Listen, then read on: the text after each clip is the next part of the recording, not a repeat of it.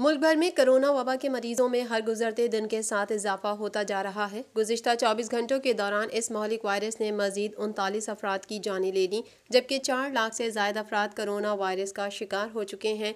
वज़ीर आला सिंध सैयद मुराद अली शाह का तीसरा कोरोना टेस्ट मनफी आ गया। National command and operation centre की जानिब से जारी करदा आदाद शुमार के मुताबिक गुज़िश्ता 24 घंटों में मुल्क भर में 42,904 कोरोना टेस्ट किए गए, जिसके बाद मजमूई कोविड-19 टेस्ट की तादाद 56,27,539 हो गई है। गुज़िश्ता 24 घंटों के दौरान मुल्क भर में मज़ीद 3,499 अफराद में कोरोना की तशख़ीस हुई है। इस तरह पाकिस्तान में कोरोना के मुसद्दिका मरीजों की तादाद 4,06,810 हो गई है।